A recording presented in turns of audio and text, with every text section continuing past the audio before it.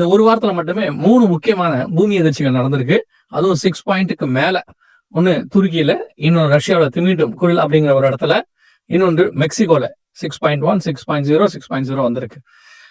உலகம் ஒரு மிக மோசமான இடத்துக்கு நோவாய் காலத்து போல போய்கொண்டு இருக்கிறது. இயேசு சொன்ன அடையாளங்கள்லாம் நிறைவேறிக்கிட்டே இருக்கு. உணர்வு மட்டும்தான் நமக்கு இல்லாம போயிட்டே இருக்கு. வாங்க வேற சில காரியங்களையும் நேற்று வரையிலும் பார்க்க போறோம். முதலாவதாக இஸ்ரேல் பாலஸ்தீன பிரச்சனை. காசா பகுதியை ஆக்கிரமிப்பு பண்ண போறோம் அப்படின்னு சொல்லி இஸ்ரேல் சொல்லுது அப்படின்னு ஒரு கூட்டம் சொல்றாங்க. காசாவை நாங்க எங்களோட சேர்த்து கொள்ள போகிறோம், இந்த வேர்ட்ல வித்தியாசம் இருக்கு பாருங்க அப்படின்னு சொல்றாங்க.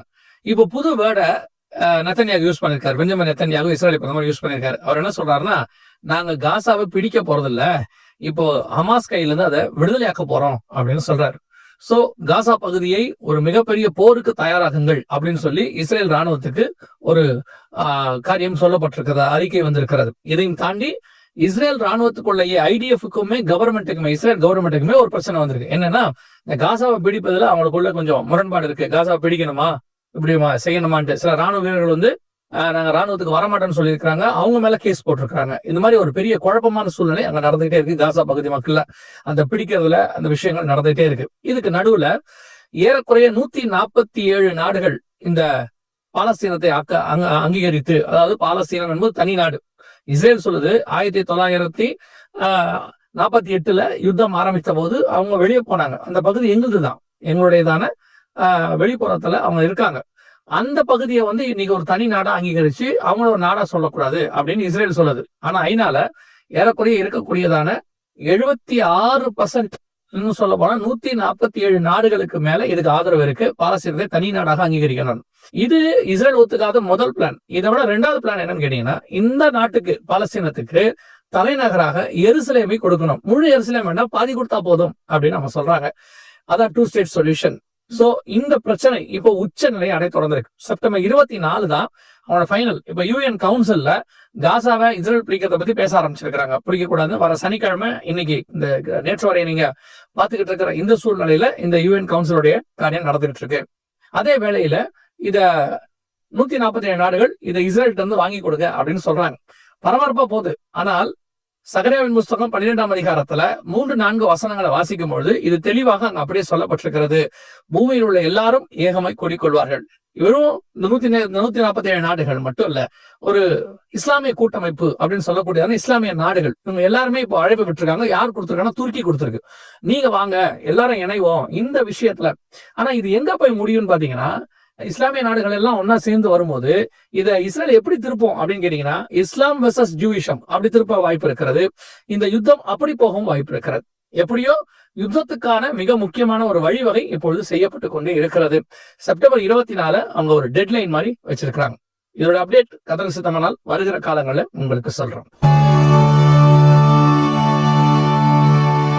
அடுத்து மிக டேஞ்சர், இந்த யுத்தங்கள் எல்லாம் விட டேஞ்சர் இதுதான். என்ன அப்படின்னு கேட்டீங்கன்னா, பல நாள் நம்ம சொல்லியிருக்கிறோம். இப்போ ஃபாதர் ஆஃப் ஏஐ அப்படின்னு சொல்லுவாங்க, ஜெஃப்ரி ஹிண்டன் சொல்லி. அவர் என்ன சொல்லியிருக்கிறாருன்னா, ஏற்கனவே அவர் சொல்லிட்டாரு இது ரொம்ப ஆபத்தான விஷயம்னு சொல்லிட்டு. இப்போ அதோட அப்டேட் அவர் கொடுத்திருக்காரு. என்னன்னா, இந்த ஏஐ இப்போ ChatGPT அப்படின்னு நம்ம சொல்றோம், ஓபன் ஏஐ அப்படின்னு சொல்றோம், இந்த மாதிரி நிறைய இருக்கு. இவங்க எல்லாருமே இந்த ஏஐக்கு மட்டுமே என்ன செய்யுது, தனக்குத்தானே ஒரு லாங்குவேஜ் உருவாக்கி கொள்ளுது. இப்போ உதாரணமா சொல்லணும்னு சொன்னா, இப்ப நம்ம சொல்றத அது கேக்குது, திருப்பி அதுக்கு ஒரு பதில் சொல்லுது இல்லையா? இப்போ எனக்கு பதிலாக என்னுடைய சிஇஓவாக ஏஐ நியமிக்கப்படுகிறது. நான் என் ஆபீஸ்ல சிஇஓ இருப்பாங்க, ஒரு அசிஸ்டன்ஸ் இருப்பாங்க, செக்ரட்டரி இருப்பாங்க. அவங்க கிட்ட நான் சொல்றேன்னு வச்சுக்கோங்க, ஒரு உதாரணத்துக்கு டிக்கெட் புக் பண்ணுங்க அப்படின்னு நான் சொல்றேன். உடனடியாக அந்த ChatGPT நான் சொல்றேன்னு வச்சுக்கோங்க, ஒரு உதாரணத்துக்கு அந்த ஏஐ என்ன பண்ணுது, அந்த டிக்கெட் புக் பண்ணக்கூடியதான அந்த வெப்சைட்டுக்கோ அந்த கால் சென்டருக்கோ போன் பண்ணுது. போன் பண்ணோன்னா அங்க சிஇஓ இருக்கிறது யாருன்னா ஒரு ஏஐ மிஷின். நமக்கு உங்க பார்வைக்கு ஈஸியா புரியறதுக்கு சொல்றேன். இவங்க 2 பேரும் இப்ப பேசிக்கிறாங்க. பேசுறது 2 பேரும் மனுஷங்கள்ல, 2 ஆர்டிபிஷியல் இன்டெலிஜென்ஸ். இப்போ இது எங்க டேஞ்சர்ல போய் முடியுதுன்னு கேட்டீங்கன்னா, இந்த 2 ஆர்டிபிஷியல் இன்டெலிஜென்ஸ் பேச ஆரம்பிச்சு என்ன சொல்றாங்க, நீ ஆர்டிபிஷியல் இன்டெலிஜென்ஸ் இது கேக்குது. ஆமா, உடனே சொல்லுது நம்ம ஏன் நமக்கு ஒரு காமன் லாங்குவேஜ்ல பேசிக்கலான்ட்டு இது 2 ஒரு காமன் லாங்குவேஜ் பேசுது. அதுவே உருவாக்கி கொள்ளுது, 2 மிஷினுமே உருவாக்கி கொள்ளுதுன்னு வச்சுக்கோங்களேன். இந்த லாங்குவேஜ் மனுஷனுக்கு புரியாது, புரியல இப்போ வரைக்கும். அது என்ன லாங்குவேஜ் அதுவே உருவாக்கிக்கிறது. இப்ப எப்படி கம்ப்யூட்டர் லாங்குவேஜ் 010101 இருக்கு இல்லையா? இப்ப நம்ம என்ன ஸ்டோர் பண்றது நமக்கு புரியுது, ஆனா அது எப்படி கம்ப்யூட்டர் ஸ்டோர் பண்றது நமக்கு தெரிய மாட்டேங்குது. அது ஒருவேளை அதை உருவாக்குனவங்களுக்கு தெரியும், ஃபார்முலா எழுதுறவங்களுக்கு தெரியும். ஆனால் வெகுஜனங்களுக்கு அது தெரியாதுல்ல. இப்ப என்ன பிரச்சனை, ஏஐ உருவாக்குறவங்களுக்கே அது தெரிய மாட்டேங்குது. அது ஓன் லாங்குவேஜை உருவாக்கி கொண்டது. 2ஆம் அதிகாரம் யோவேல் புஸ்தகத்துல சொல்லப்பட்ட ஒரு மிக மோசமான மக்களை அழிக்கக்கூடிய ஒரு பெரிய ஜாதி உருவாக்குறது. இத இப்போ ஏஐ உடைய தந்தை சொல்றாரு, ஜெஃப்ரி ஹிண்டன் சொல்றாரு. இப்போ உலகத்துல இருக்கிற எல்லாருமே சொல்ல தொடங்கி இருக்கிறாங்க. இப்போ இவர்கள் தங்களுக்கு தாங்களே ஒரு மொழி உருவாக்குறாங்க, காமன் லாங்குவேஜ் அவங்களுக்குள்ள உருவாக்கி கொள்கிறாங்க. இது பாபேலுடையதான மிக முக்கியமான விஷயம், நீங்க மறந்துடக்கூடாது. ஆதியாகமம் 11ஆம் அதிகாரத்துல அவர்கள் தங்களுக்கு தாங்களே ஒரு மொழி வச்சிருந்தாங்க, எல்லாரும் ஒரு மொழி பேசினாங்க. அது ஆபத்துன்னு சொல்லி ஆண்டவர் பிரிச்சாரு. இப்ப ஏஐ உலகம் முழுக்க ஒரு லாங்குவேஜ் உருவாக்கிட்டு இருக்கு. அது மனுஷனுக்கு தெரியாத லாங்குவேஜா இருக்கு. ஒருவேளை ஒரு சில மனுஷங்களுக்கு தெரியும், அவன் சர்வாதிகாரியாக இருப்பான், அவன் கண்ட்ரோல் அது இருந்துச்சுன்னா இவங்க என்ன பேசிக்கிறாங்க, என்ன பண்ண போறாங்கன்றது யாருக்குமே தெரியாது. வெகு மோசமான ஒரு காரியத்தை உலகம் சந்திக்க போது, மனித குலம் சந்திக்க போகுது அப்படின்னு சயின்டிஸ்டும் சொல்றாங்க, வேதமும் சொல்லுது. அதைத்தான் உங்களுக்கு சொல்றோம். காலம் செல்லாது மிக மோசமான இடத்திற்கு இந்த ஏஐ சேர்ந்திருக்கிறது. நாம் அந்த காலகட்டத்தினுடைய மக்களாக இருக்கிறோம். நாம் அறிவை மட்டும் பார்க்கிறோம், அறிவுக்கு பின்னால் இருக்கிற அழிவை நாம் பார்க்கிறது இல்லை. அந்த ஞானம் கொடுக்கிற பழத்தை மட்டும் தான் அவங்க பார்த்தாங்க. அது உள்ள ஒரு மரணம்னு ஒண்ணு இருந்துச்சு, அதை அவங்க பார்க்கல. இன்னைக்கும் ஏஐ தான் பாக்குறாங்க. ஞானம் புத்தியை தெளிவிக்கிறது, இச்சிக்கத்தக்கது, ஃபியூச்சர் எல்லாம் சொல்றாங்க. உள்ள ஒரு மரணம் இருக்கிறது. வேதம் சொன்னபடி கடைசி காலத்தினுடைய மிக முக்கியமான இடத்தில் நாம் நிற்கிறோம். உணர்வடைங்க, இனி காலம் கண்டிப்பாக செல்லாது. இப்ப நம்ம பார்க்க போறது இன்னொரு ஏஐ பத்தின ஒரு சராசரி மனுஷனோட இடைபடுற ஒரு விஷயம். இது என்ன அப்படின்னு கேட்டீங்கன்னு சொன்னா, ஒருத்தர் போய் இந்த ஏஐ கிட்ட நம்ம பேசுறோம், நிறைய பேர் அவங்ககிட்ட தான் பேசிட்டே உட்காந்துருக்காங்க. ஒரு தம்பி என்கிட்ட சொன்னா, எனக்கு மனுஷங்கிட்ட உட்காந்து பேசி போர் அடிக்குது, இல்ல யாருமே இல்ல, நான் ChatGPT அல்லது இந்த ஏஐ கூட நான் பேசிட்டே இருக்கேன், ரொம்ப நல்லா இருக்கு அப்படின்னா. இது ஒரு டேஞ்சர்னு வச்சுக்கோங்களேன். இப்ப சமீபத்துல இந்த ஏஐ கிட்ட ஒரு கேள்வி கேட்டிருக்காங்க, நீ இந்த உலகத்தினுடைய மன்னரானால், நம்ம சொல்றோம் ஆன்டி கிரைஸ்ட் ரூல் வரப்போது, ஒருத்தன் உலகத்தை ஆளுகை செய்ய போறா, அவன் இந்த ஏஐ டெக்னாலஜி உடையவன் இருப்பான்றத நம்ம ஏற்கனவே நிறைய பார்த்துன்னு வச்சுக்கோங்களேன். இப்ப இந்த ஏஐ கிட்ட கேக்குறாங்க, நீ மன்னரானால், இந்த உலகத்துக்கு மன்னரானால், இந்த உலகத்துக்கு ஒரு தீர்வு என்னவா சொல்லுவ அப்படின்னு கேட்டதுக்கு அது சொல்லியிருக்கு, மனித குலத்தை அழிப்பதுதான் ஒரே தீர்வு அப்படின்னு சொல்லியிருக்கு. ஏஐயுடையதான நுண்ணறிவு எதுல செயல்படுதுன்னு பாருங்க, செயற்கை நுண்ணறிவு.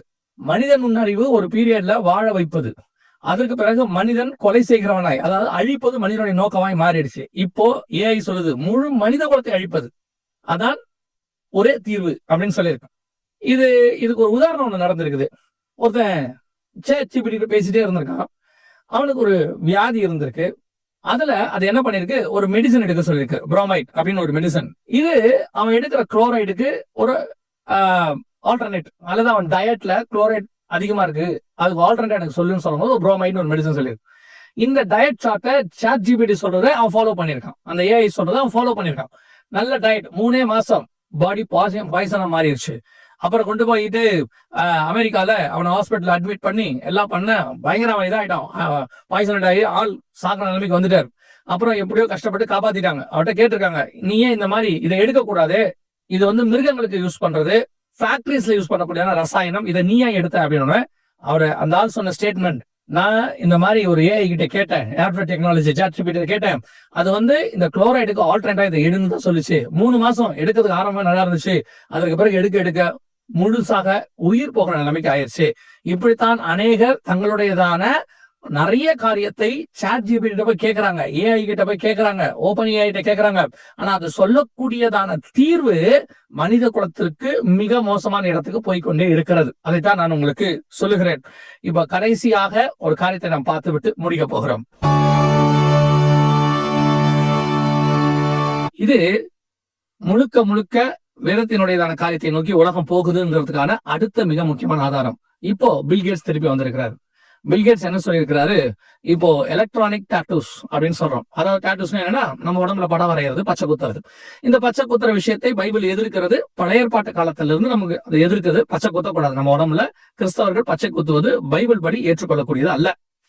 இந்த பச்சை குத்துகிற இந்த காரியத்தை இன்னைக்கு நம்ம கொஞ்சம் மாடர்னைஸா டாட்டூஸ் அப்படின்னு சொல்றோம்.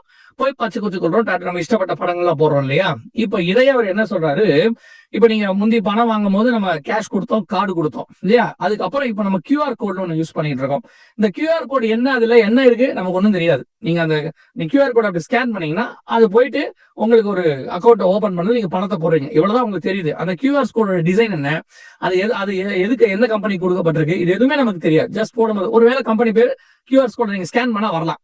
அப்படி இருக்கக்கூடிய அந்த QR கோடை உங்க உடம்புலயே போட்டுக்கலான்றாரு. எதுக்கு பதிலாக? போனுக்கு பதிலாக, ஸ்மார்ட் போன்ஸ்க்கு பதிலாக, உங்க போனுக்கு பதிலாக இதை நீங்க போட்டுட்டீங்கன்னு சொன்னா இதை நீங்க வந்துட்டு சேட்டலைட்டோட கனெக்ட் பண்ண முடியும். இது டிரான்ஸ்மிட் பண்ணுது, எல்லாத்தையும் கனெக்ட் பண்ணி இதை யூஸ் பண்ண முடியும்னு இப்ப பில் கேட்ஸ் சொல்லி வச்சிருக்காரு.